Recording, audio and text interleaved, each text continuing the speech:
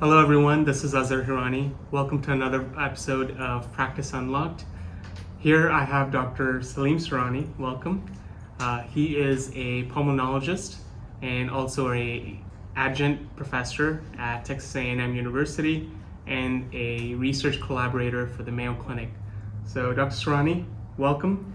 I know this intro I did not do you justice. So, in your words, please tell us a little bit about yourself.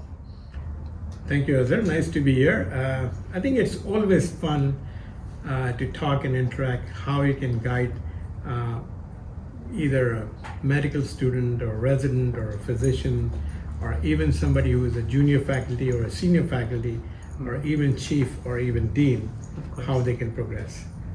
Because the life is a learning process. You can't stop. I always say, you have to be putting your 110% effort.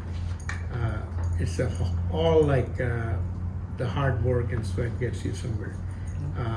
You work hard and sometimes you're blessed. And I always feel that if you work hard, you're passionate in what you do, you can go forward. I mean, I can tell you I came from a low middle class family, born in Pakistan, and then I finished my training for medicine in Karachi, Pakistan.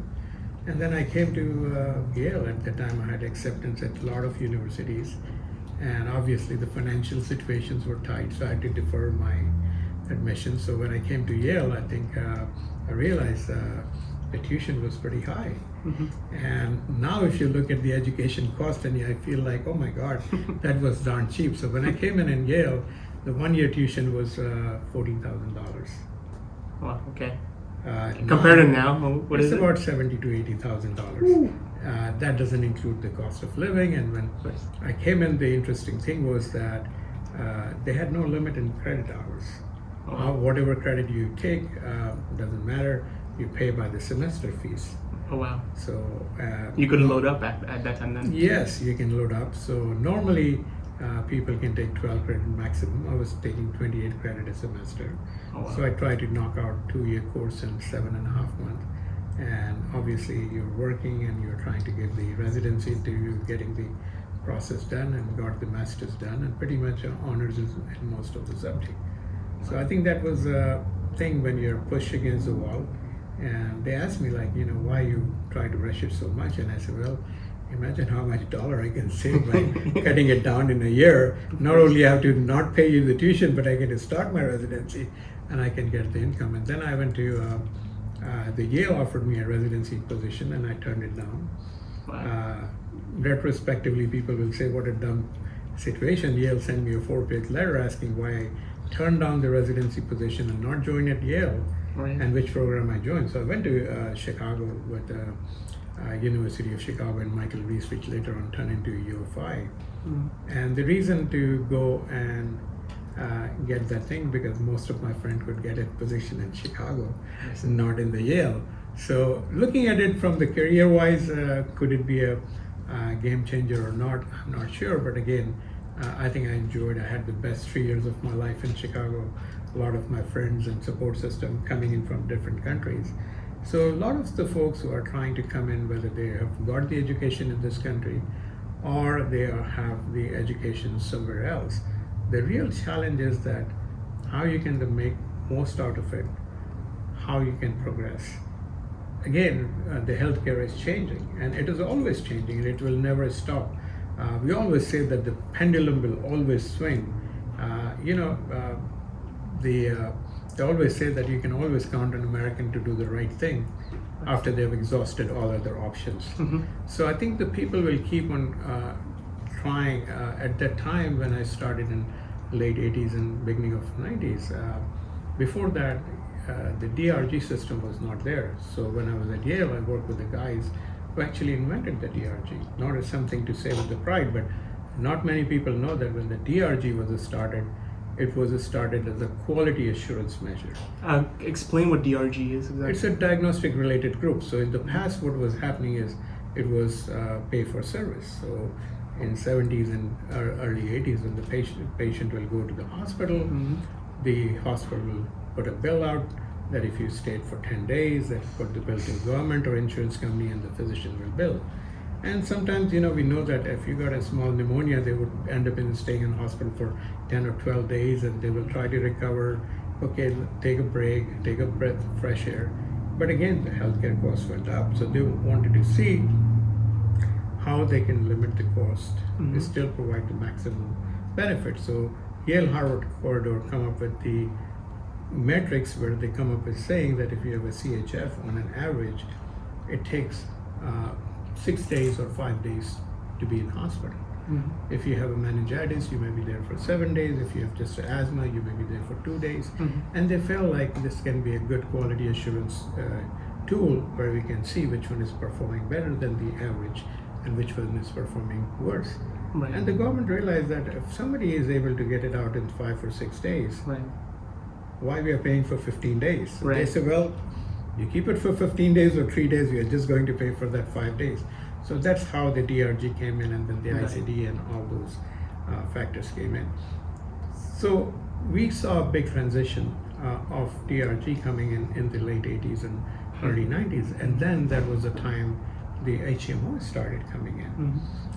You may have heard about Humana. Yes. So you had we had a Nice Care, you had a Humana, and then you had the Columbia, which was brought by the Humana for the hospital division. So we had seen some changes, and then you started seeing more and more changes in the healthcare. Now you start seeing a lot of the factors that you have a bundle payment, you have the matrix-based payment. So I think all those things are coming in, and folks are thinking, oh my God, how we are going to survive through. But you imagine, healthcare is never stagnant. It is always keep on changing. And even if you look at the healthcare when it started in somewhere around 1920s, that is started as folks who could not afford, and they created a home and tried to provide the assistance, and from there it keep on getting in. And then I think the nursing has started taking the notice when Florence Nightingale in the World War started doing the nursing care. So obviously we have gone through a long way, and innovation is the key thing. Stagnancy is going to be a big challenge. So obviously, you've ran clinics, you've ran a private practice, you've ran a group practice as a leader, and now you've kind of on the public side now working with the government, the federal government, and their clinics and the VA system. Along with that, you have put out a tremendous amounts of research papers. I mean, research papers after research papers after research papers. How, give us a little glimpse of that experience. How are you able to put out the research papers? So guys, just to kind of give you guys a little background, I had asked for a CV. So Dr. Surani said, I will send you, I don't have a complete CV, but I'll send you a brief CV about me. And I kid you not, I opened it up. Computer took a while to load because it was 125 pages of CV, and it's literally, it's mind-boggling the things that you've been able to achieve in your career. I mean, I look at this, it's incredible. So speak a little bit about that as well. I think it's a very interesting fact. I think the CV is just a piece where I try to keep it something, what I publish, I can just write it down. So for example, I served as ICU director for 30 years, so that's only one line in the CV. Or if I've served in the board for 9 years for chest, that's a line. But the main thing is that as you go along, you build on experience. So I think I'll tell you what transitions and what things have happened and what things may happen. In the past, it was all solo practice and a group practice. So you go into it, and you go into a solo practice, you try to share call with some physicians. And I think the biggest thing the physician goes into and choose this profession is autonomy. Then comes the respect. After the respect comes the money. So I think one of the key factors was it was a solo practice. Then the call schedule become challenging. People start thinking of group practice because in the past it was a physician I always believe being a physician is an honor and privilege. It's not a right. In this time and age, people, if you don't know somebody and you ask them for $100 or $20, they would not give it to you. Right. People don't even trust their family member or spouse for their health, but they put their life in your hand. It's a big responsibility. It's an honor and privilege. No matter whatever we say, on all my career, I've seen 20 to 30% of the patients who have never paid me a penny. I had a very clear philosophy in my office that if they ask for a discount, I write it off completely. So that's in the group practice too. That was still in a group practice because that's the term which they grew. But when the newer guys comes in, that's a different mentality and mindset because the medicine is not only a profession, but it's become business too. Right. And I'll tell you why this has happened. I think Tom Atkinson was one of the big guys in the physician-patient relationship. And what he found was that, one of the questions I asked that everyone is saying physicians are greedy for the money. That was in the 2005 era, where image of the profession was changing from humanitarian and caring, where the hospital call coverage, we used to do it, we never used to get paid. It was obligatory that you are going to be having privilege, you're going to provide the care for the patient coming to the ER. Then the call group and everything is start coming in, and people says we're going to have money, and people were saying like, oh my God, those physicians are greedy. And Tom Atkinson says that, I disagree with that. The first year was autonomy, and with the changing healthcare, people actually took away the autonomy.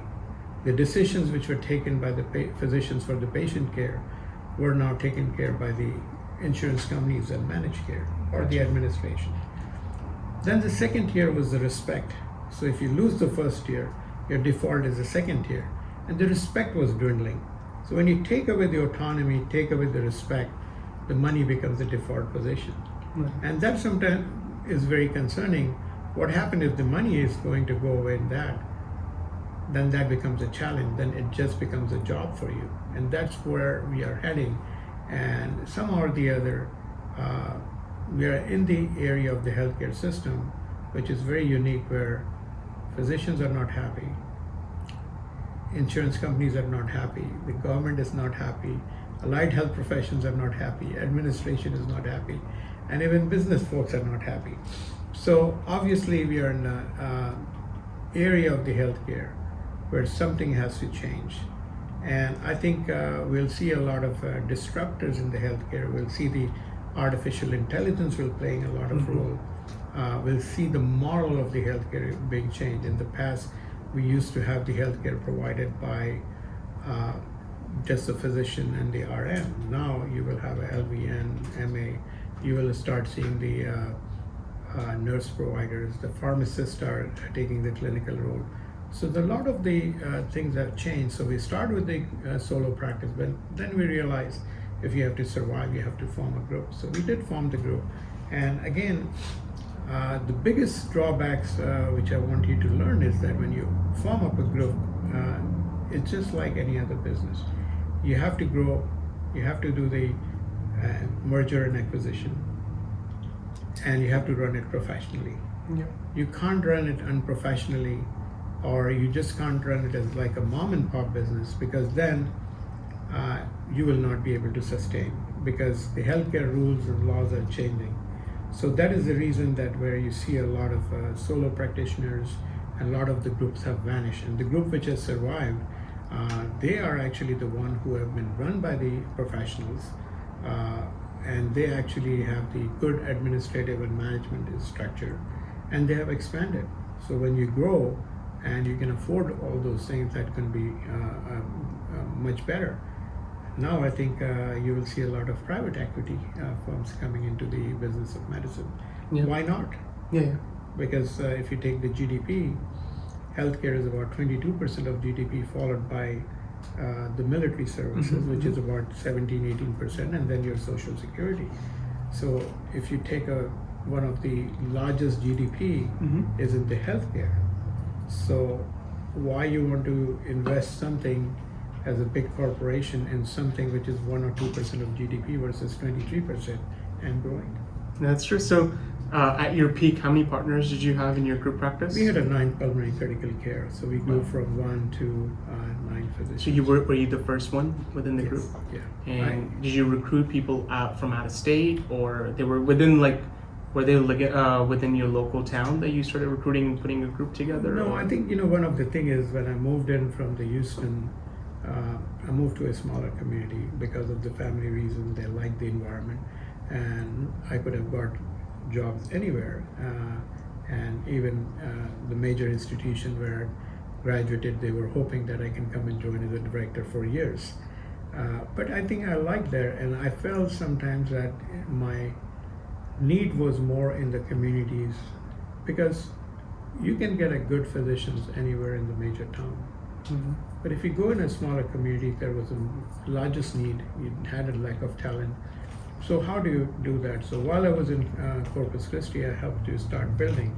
So first I built a ICU and model in Beeville, which is a very small community of 25,000, and then I moved to Corpus, and in Corpus they were at a major trauma center.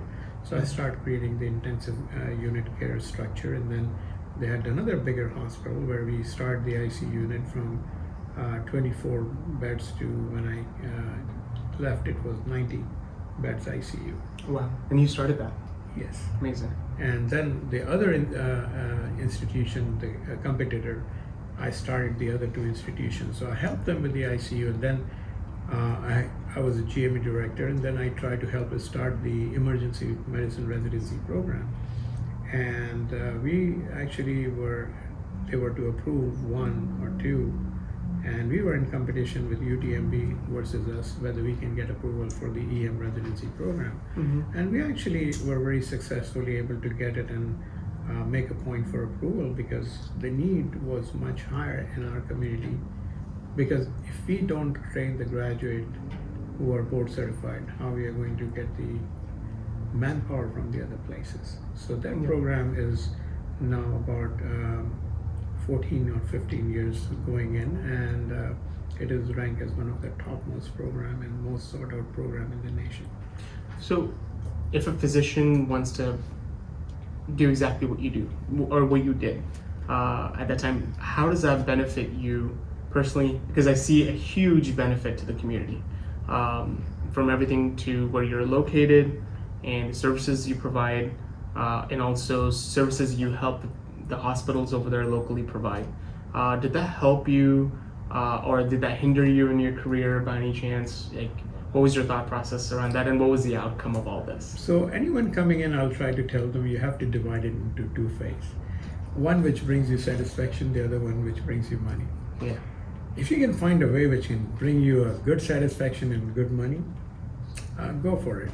But that's getting tougher and tougher, because I think if your medicine is practice in this country is very different than other countries. For example, if you take in India or Pakistan, if you are just coming out of a junior faculty as a pulmonary, you may charge, let's say, 500 rupees for consultancy fees. But if you're a full-fledged professor, you may charge 2,000, or if you're really well renowned, you may charge 5,000. Here it doesn't matter. Yeah. Whether you're 30 years experience or 3 months experience, you all get paid the same. And the experience doesn't mean anything. So right. I think in medicine, you can get a very finite amount of money, unless you're in a business of medicine, Right. where some people may have some conflicts with the dilemma, whether you have a lot of ancillary service in the office, and some people get carried away and unintentionally order some tests because it's there. Right. Ease and availability. But on the other hand, then you also have to think of investment. I've done actually construction, so I've constructed some buildings. Amazing. As a general contractor from the floor down. As a general contractor, I thought you invested in a project that built buildings. Okay, No, amazing. So, and they are still standing. It's in the hurricane-prone zone. So I've started a restaurant, been in a hotel. Amazing. Also looked at the convenience store management. And so I did it for several years, 8-10 years. And then This is well practiced and full time. Yes. And then at some point, I think, in first 10-12 years, I never did much research except for during my residency and fellowship, and all of a sudden I started doing it, and I started feeling that US was number one in the research, and it started going down. The other countries would start coming up, and then the junior faculty, because of the healthcare challenges and dissatisfaction and work-life balance, they were not able to do any research or publication. A lot of the faculties who were coming, they were not able to train the resident or fellow because they've never done themselves. So how to do that? So I started doing it, and before, it's a blessing because you're starting as a researcher in a community where you don't have infrastructure, you don't have a support system, you don't have a fellows or anyone, or you don't have a big lab. How do you do that? So we start creating with innovative ideas, and the ideas which can be done very, very cost effectively, and we start publishing, and it's a blessing that within a matter of a few years we crossed the number of our lifetime publications of our major institution professors and faculty. Really? So if you had to compare, what would be the number? I can give you an example. There is a major institution, they have newer program directors of the fellowship program, and they may have 20, 22 publications, have probably a 450 or 500 publications. Wow. Then you look into the citations and the H-index. So their H-index, the citation may be 3, 4, 5, 600. Mine is more than 10, 12, 15,000. Wow. So I think, it's a big difference. The latest ranking for the research, I was in my field #1 in UFI and Texas A&M, which is two of my base institutions, and rank about 170 in the global level. Wow. And that is very rare because, you don't expect people in the private practice Right. to do that because you need sometimes mentors. Right.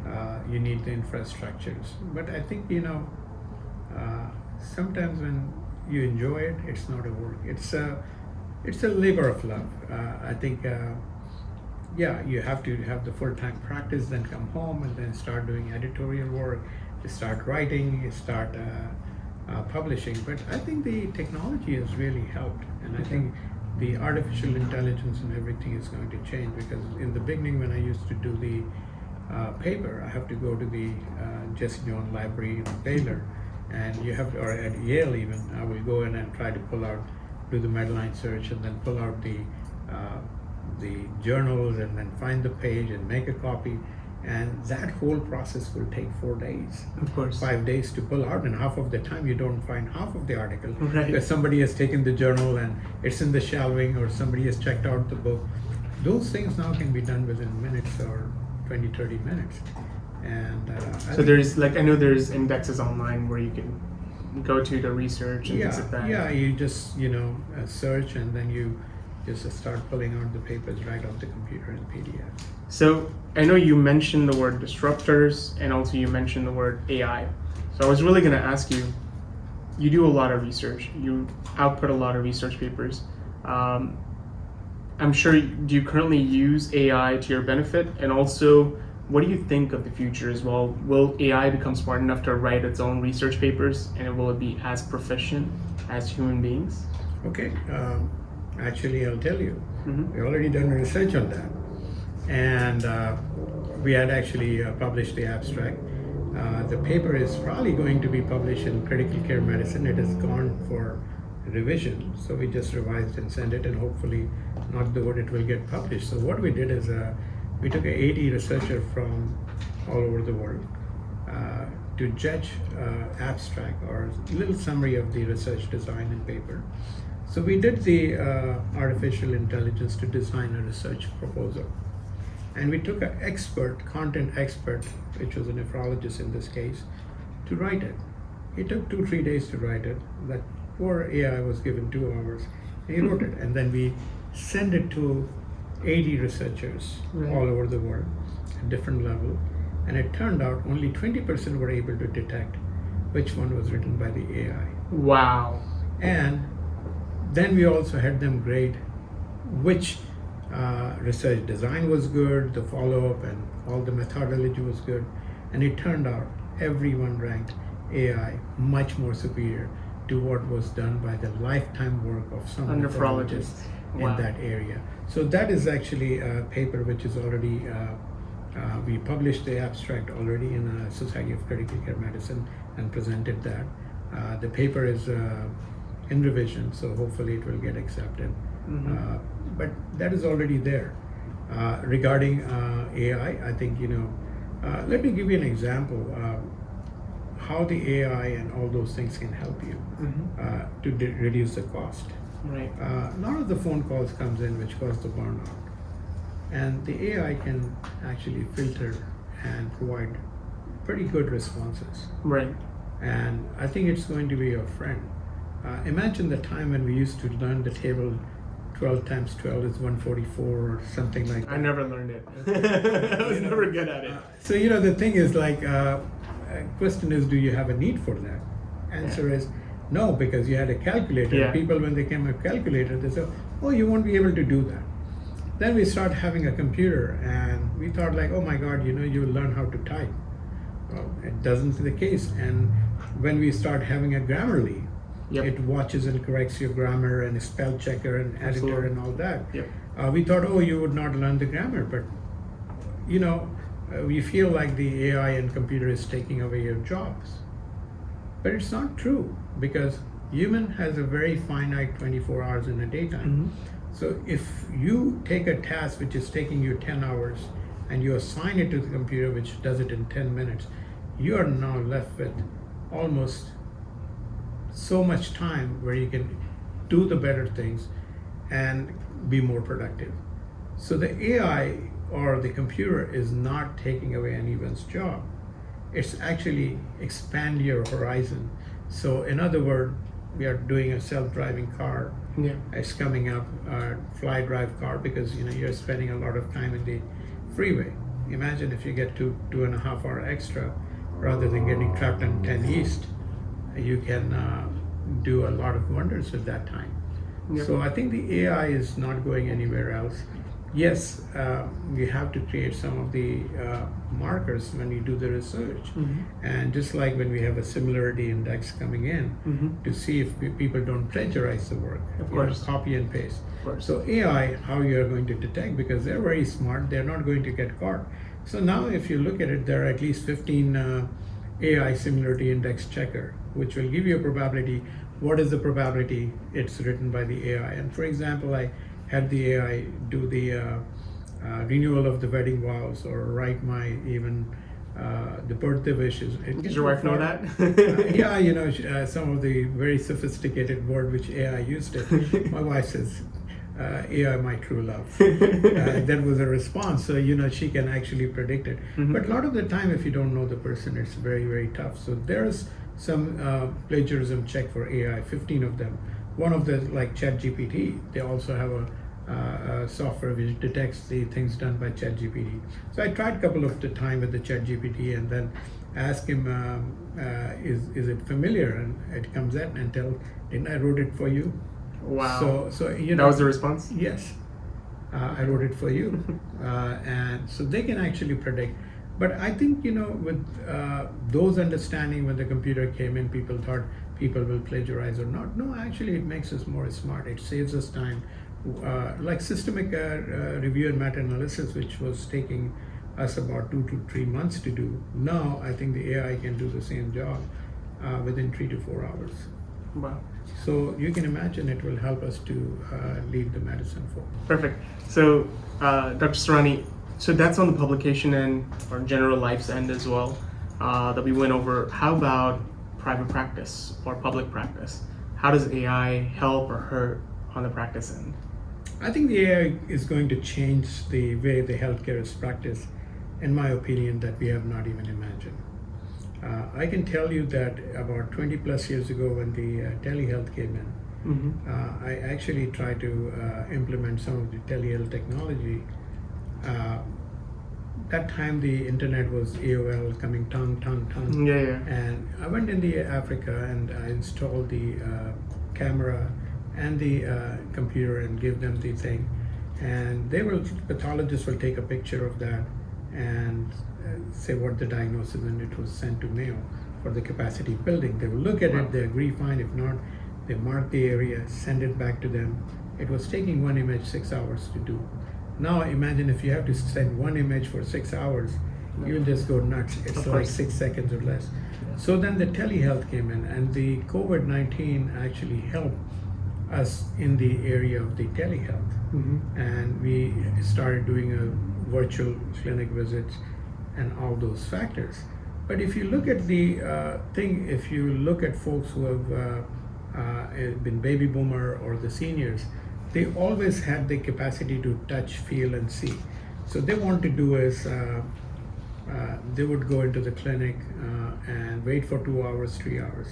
Imagine in your generation, if you tell the kids to wait for 2 hours, 3 hours, no, they want an instant solution. So a lot of the time, I think 95% of the things which can fit in the AI channel.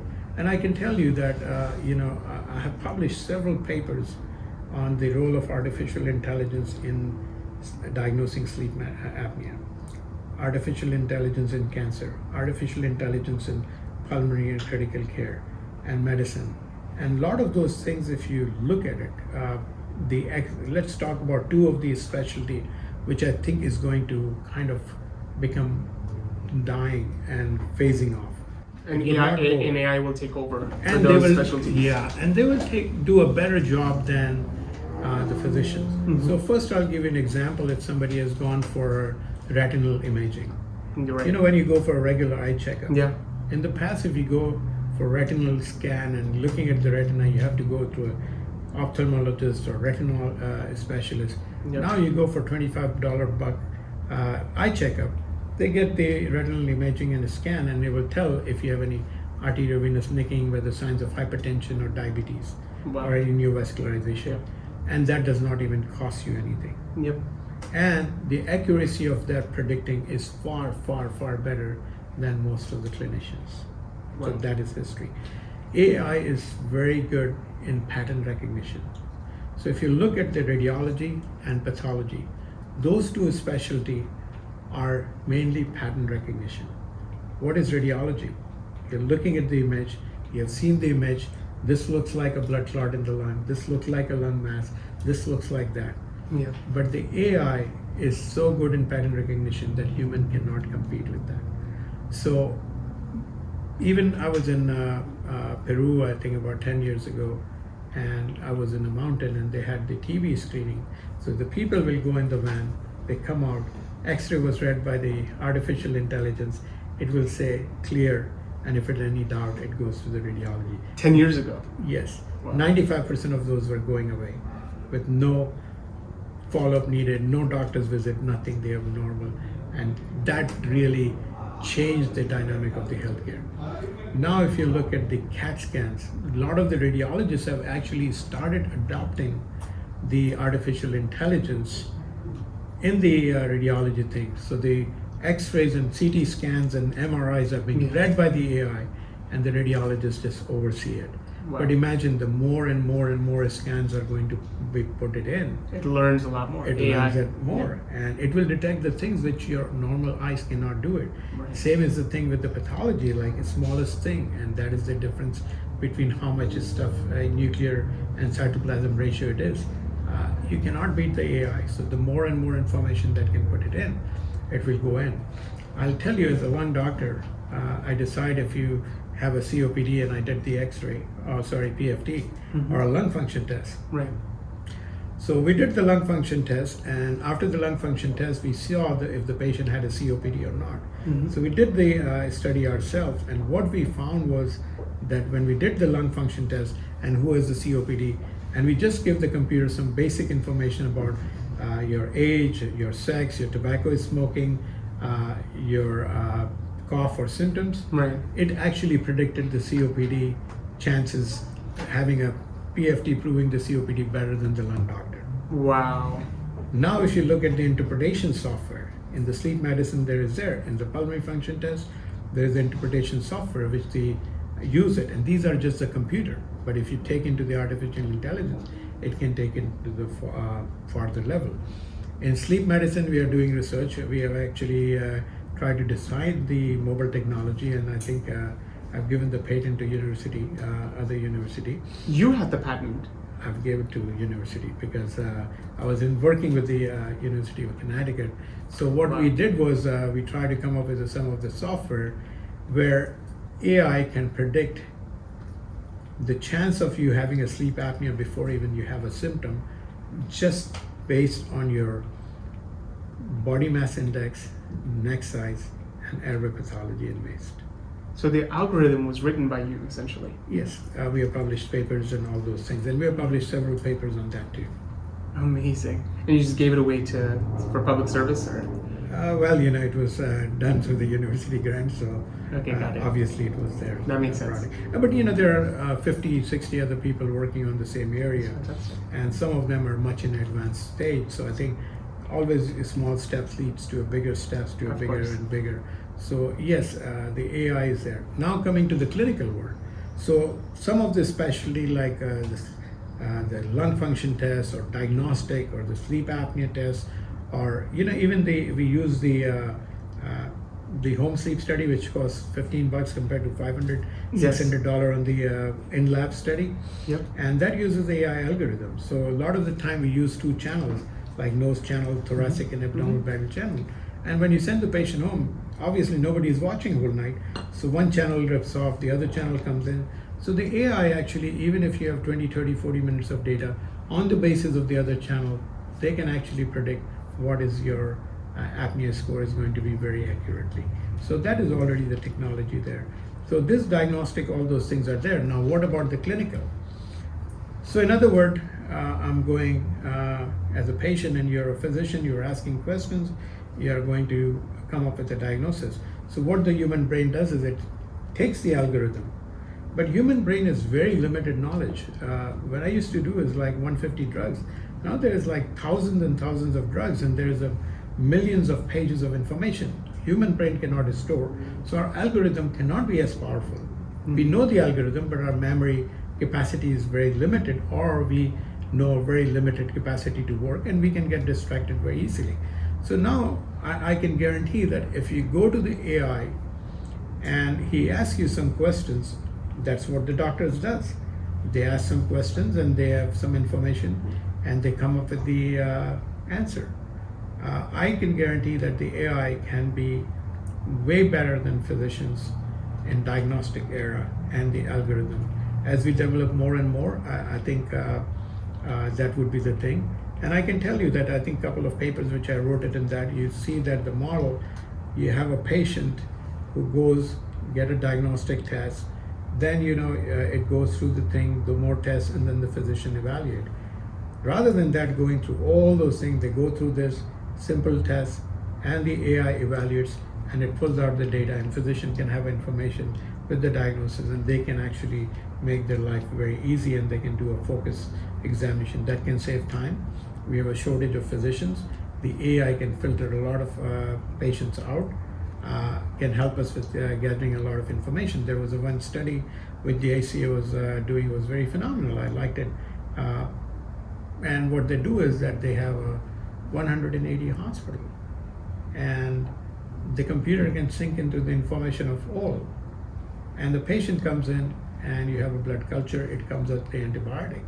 Imagine if I have to come with the antibiotic, how long would it take for me to even dig the file to so many clicks in the computer and pull the information if the patient has a resistance to this medicine or the patient was sensitive, Right. what it was, bugs grows in the past, what is the probability now. The computer can scan all those things, give you the right information, and it will save you cost and money. So I love what you said. It's very exciting where healthcare is headed and where it is now. One thing I'm so frustrated with is when it comes to a patient goes to Dr. A, then the same patient goes to Dr. B, then the same patient goes to Dr. C. Now, everyone has different health records. It's hard for a physician A to communicate with B, B to C, C to A. And they may be having different problems. They may be going to a heart doctor, a diabetes doctor, a sleep doctor, a pulmonologist. So what you said would solve all the issues when it comes to AI discussing with each other But what I've seen is current Fragmented. technologies, yes, it's extremely fragmented. Actually, there was a long time ago, I think 25 years ago, I wrote a paper. And I say that,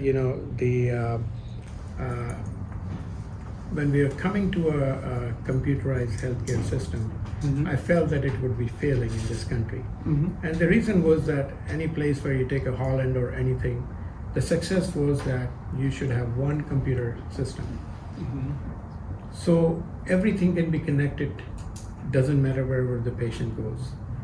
In this country, if you have a 50, 80, 90 or 100 different type of softwares, you have a lab in this community, you cannot communicate with that unless you create an interface. Right. That costs money. Right. When you create an interface, if you upgrade your system,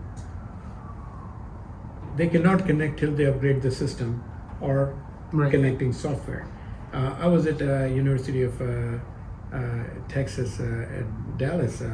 So I have my degree in public health, health policy, and health administration beside the medicine too. So I was doing my health administration, and at that time Microsoft came up with a Vista. Yeah. So university cannot communicate if my computer has a Vista, and it just cannot connect with the university because they have to upgrade the whole university and try to create the interface. So that's the biggest challenge. So if you have a 50 healthcare computer software, which they cannot talk to each other, it makes a very expensive model. And what you're saying is you cannot. And I'll give you an example. 25 years ago, I said that there was a guy, the banking industry was way ahead of us. Banking industry always has a 20 to 30% of the money which they have kept in for IT. Healthcare industry has always kept 1 to 2%. Now gradually it's coming up, Right. and a lot of the subsidy was given under the Obama administration.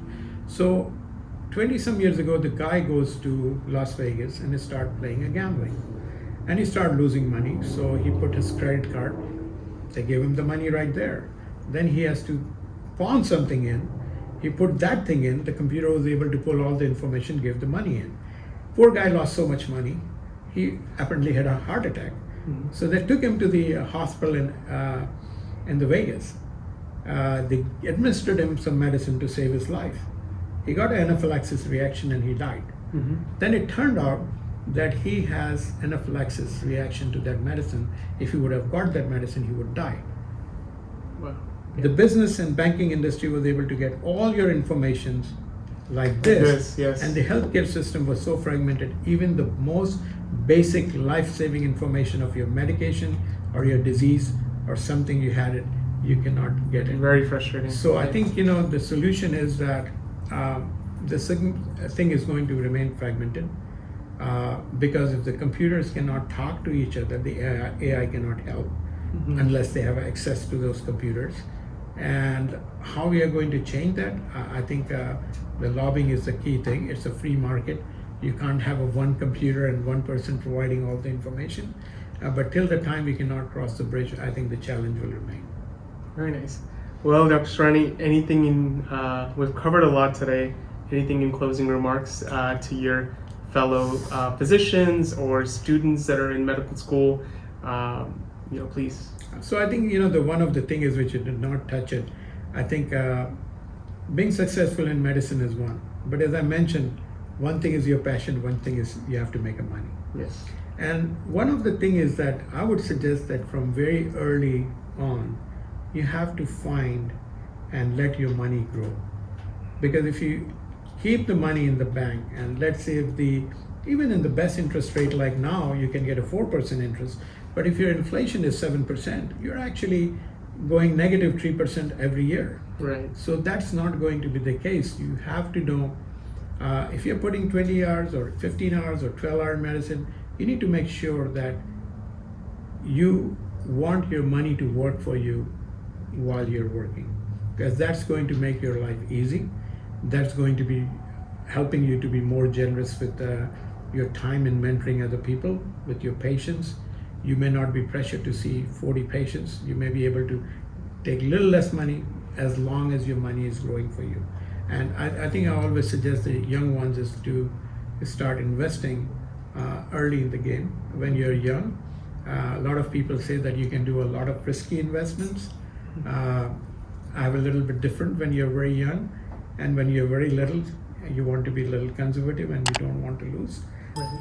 So you can decide that you want to have 20% in a very risky investment because high risk, high return. Mm-hmm. You can buy in like I had a Google stock, I bought it for $10,000 when it came in. I sold it in $15,000. So I made a 50% return in 2 weeks. Mm-hmm. If I would have held that same thing, I would be having $2 or $3 million. Oh, wow. So nobody knew. Missed opportunity. But on the other hand, I hold some B2B and I saw the process of evaporation. Of course. So I got it for 125 and it became 1 cent.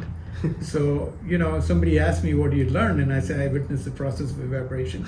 And I say, when you go to the school, you pay $40,000 tuition fees, so that's just your learning experience. Of course. And in life, I think, you have to diversify, Mm-hmm. you have to risk stratify, and there's nothing, a physician have a feeling that they know it all, but they don't. So you always have to rely on some expert guidance.